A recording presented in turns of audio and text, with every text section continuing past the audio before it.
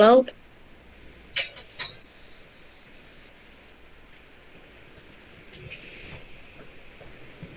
Dah ya. Gas. Hmm. Assalamualaikum warahmatullahi wabarakatuh. Perkenalkan kami dari kelompok pertemuan 10. Di sini saya dengan Nur Wulandari beserta teman saya Ken Fahmi Prayoga dan Tika Kamelia. Di sini kami akan menjelaskan tentang pengaruh keanekaragaman budaya terhadap desain antarmuka pengguna UI dan pengalaman pengguna UX dengan mata kuliah Etika Profesi Teknologi Informasi dengan dosen pengampu Pak Tatang Rohana ST MKOM MM.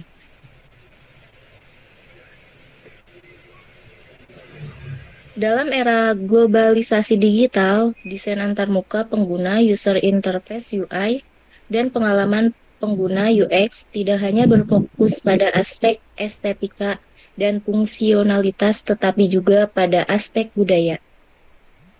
Budaya memengaruhi cara seseorang berinteraksi dengan teknologi, memahami simbol, menafsirkan warna, serta menilai kemudahan suatu sistem. Oleh karena itu, pemahaman terhadap keanekaragaman budaya menjadi sangat penting dalam merancang sistem dan inklusif dan efektif untuk berbagai kelompok pengguna.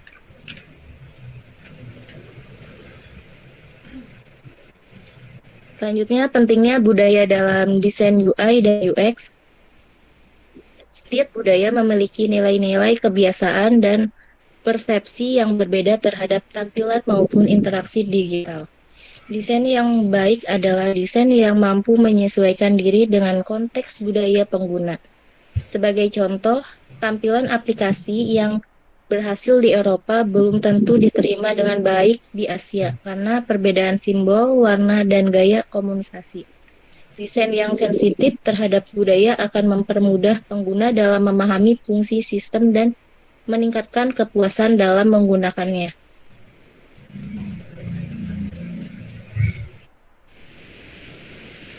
Selanjutnya, hubungan antara HCI dan budaya. Human Computer Interaction (HCI) membahas bagaimana manusia berinteraksi dengan sistem komputer.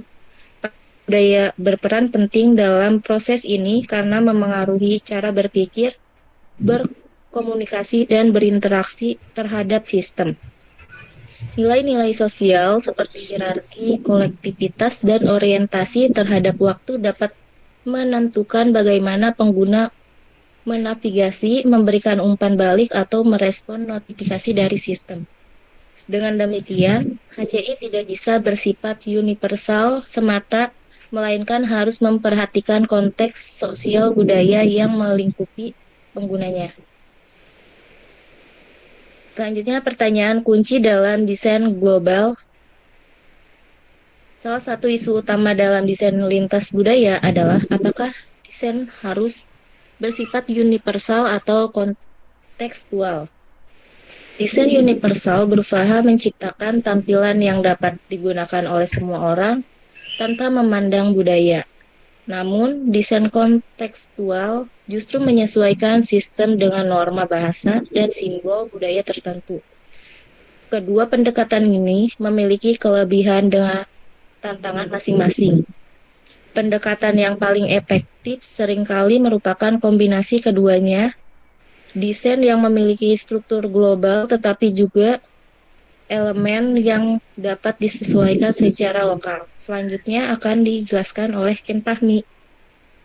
Konsep dasar UI dan UX. User interface atau sering disebut UI adalah elemen visual yang digunakan pengguna untuk berinteraksi dengan sistem. Contohnya seperti tombol, icon, tata letak, warna, dan tipografi.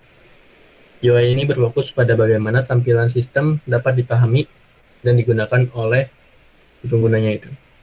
Sementara user experience atau UX itu mencakup pengalaman yang dirasakan oleh pengguna saat berinteraksi dengan sistem. UX mencakup persepsi, emosi, dan tingkat kepuasan yang dirasakan oleh pengguna, mulai dari kemudahan penggunaan, kecepatan akses, hingga rasa nyaman saat menggunakan sistem. Keduanya saling berkaitan erat. UI yang baik akan mendukung UX yang positif. Selanjutnya, faktor-faktor budaya yang mempengaruhi desain. Menurut berbagai studi dalam HCI, terdapat beberapa aspek budaya yang berpengaruh langsung terhadap desain UI UX, antara lain. Yang pertama, bahasa. Menentukan arah teks dari kiri ke kanan ataupun sebaliknya, panjang kata, serta bentuk tipografi. Yang kedua, nilai sosial. Nilai sosial ini mempengaruhi gaya komunikasi, apakah formal atau informal. Yang ketiga, simbol dan warna. Simbol dan warna ini memiliki makna yang berbeda-beda di tiap budaya. Yang keempat, interaksi sosial. Menggambarkan bagaimana pengguna berkolaborasi atau dalam sistem digital. Selanjutnya, faktor-faktor budaya yang mempengaruhi desain. Model budaya yang paling banyak digunakan dalam analisis desain lintas budaya adalah model Hofstede yang mencakup 6 dimensi utama. Yang pertama, power distance, yaitu jarak kekuasaan. Sejauh mana masyarakat menerima perbedaan hierarki. Yang kedua, individualisme dan kolektivitas. Preferensi individu terhadap kerja mandiri atau kelompok. Yang ketiga, uncertainty avoidance, tingkat toleransi terhadap ketidakpastian. Tiga, masculinity dan femininity, orientasi terhadap pencapaian atau keharmonikan.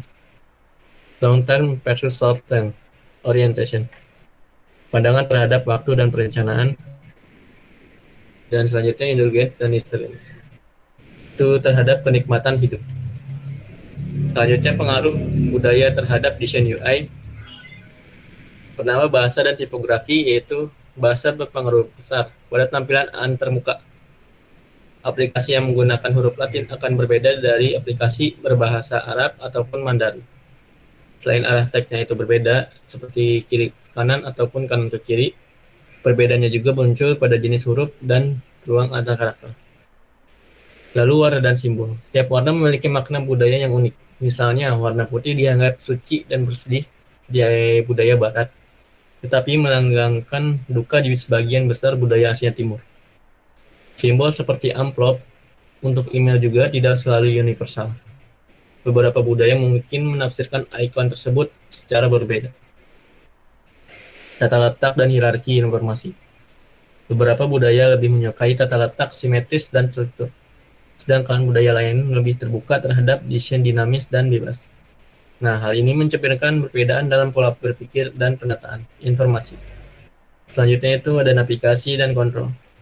Pengguna dari budaya Barat biasanya lebih menyukai navigasi linear dan langsung, sementara pengguna dari Asia mungkin lebih nyaman dengan navigasi yang fleksibel dan berlapis. Selanjutnya, pengaruh budaya terhadap UX akan dijelaskan oleh Rika Kamelia. Slide-nya, maaf. Baik, selanjutnya yaitu pengaruh budaya terhadap UX. Yang pertama ada preferensi interaksi, di mana budaya formal seperti Jepang atau Korea mungkin menuntut bahasa dan interaksi yang sopan, sementara budaya Barat lebih terbuka terhadap gaya komunikasi informal. Lalu ada toleransi terhadap kompleksitas. Beberapa budaya menyukai sistem yang kaya fitur, sementara budaya lain lebih mengutamakan kesederhanaan dan kejelasan fungsi. Selanjutnya ada ekspektasi terhadap kecepatan dan respon. Pengguna di budaya yang berorientasi efisiensi tinggi seperti Amerika memiliki ekspektasi tinggi terhadap kecepatan sistem, sementara pengguna di budaya lain mungkin lebih toleran terhadap waktu tunggu. Lalu ada privasi dan personalisasi. Cenderung menuntut tingkat privasi yang tinggi, sedangkan budaya kolektivis lebih terbuka terhadap berbagai data untuk kepentingan komunitas. Selanjutnya ada strategi desain lintas budaya. Yang pertama ada localization, proses penyesuaian bahasa, format tanggal, mata uang, dan elemen visual agar sesuai dengan budaya lokal pengguna. Contohnya, tampilan e-commerce disesuaikan berdasarkan wilayah dan bahasa pengguna. Lalu ada internationalization, yaitu proses merancang sistem yang fleksibel sejak awal agar dapat mendukung berbagai budaya tanpa perlu perubahan besar. Prinsip ini memungkinkan aplikasi mudah diadaptasi di banyak negara. Selanjutnya ada penyesuaian icon dan warna. Desainer harus memastikan bahwa simbol dan warna yang digunakan memiliki arti yang sesuai di berbagai budaya agar tidak menimbulkan kesalahpahaman. Lalu ada penelitian dan uji coba pengguna multibudaya, yaitu melakukan user research lintas negara dan atau B testing global penting untuk memastikan desain diterima oleh berbagai kelompok budaya. Selanjutnya ada studi kasus aplikasi global. Beberapa perusahaan besar telah berhasil menerapkan desain sadar budaya, di antaranya ada Google menggunakan desain minimalis yang dapat disesuaikan di berbagai negara. Kemudian ada TikTok menampilkan konten sesuai tren lokal dengan algoritma adaptif. Kemudian ada Alipay menyesuaikan simbol dan metode pembayaran dengan budaya masyarakat Asia.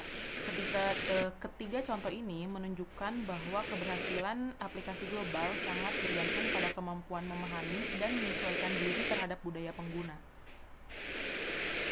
Selanjutnya ada kelebihan dan tantangan desain berbasis budaya.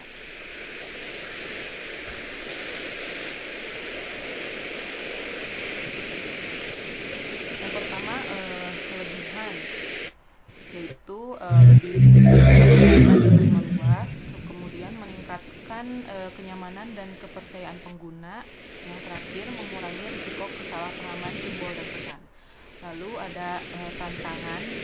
Yang pertama, membutuhkan riset mendalam. Yang kedua, meningkatkan kompleksitas proses pengembangan. Dan yang terakhir, harus menjaga keseimbangan antara konsistensi global dan adaptasi lokal.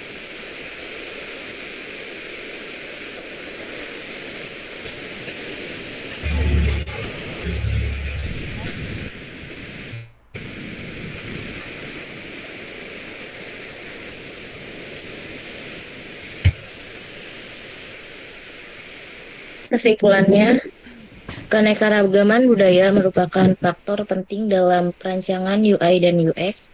Desain yang peka terhadap perbedaan budaya tidak hanya meningkatkan aksesibilitas, tetapi juga memperkuat pengalaman pengguna secara keseluruhan. Dengan memahami perbedaan bahasa, warna, simbol, nilai sosial, serta preferensi interaksi, desainer dapat menciptakan sistem yang lebih inklusif, efektif, dan diterima di berbagai belahan dunia. Desain antarmuka dan pengalaman pengguna yang berorientasi budaya adalah wujud nyata penerapan etika profesional dalam bidang teknologi informasi, menghormati keberagaman, dan menjunjung tinggi kenyamanan semua pengguna tanpa diskriminasi. Demikian presentasi yang kami sampaikan mengenai pengaruh keanekaragaman budaya terhadap desain antarmuka pengguna dan pengalaman pengguna. Dari pembahasan ini kita dapat memahami bahwa desain yang baik tidak hanya soal tampilan atau fungsi, tetapi juga tentang bagaimana menghargai dan menyesuaikan diri dengan nilai serta kebiasaan budaya pengguna di seluruh dunia. Semoga materi ini dapat menambah wawasan kita dalam merancang sistem yang lebih inklusif lagi dan menghormati keberagaman. Terima kasih. Wassalamualaikum warahmatullahi wabarakatuh.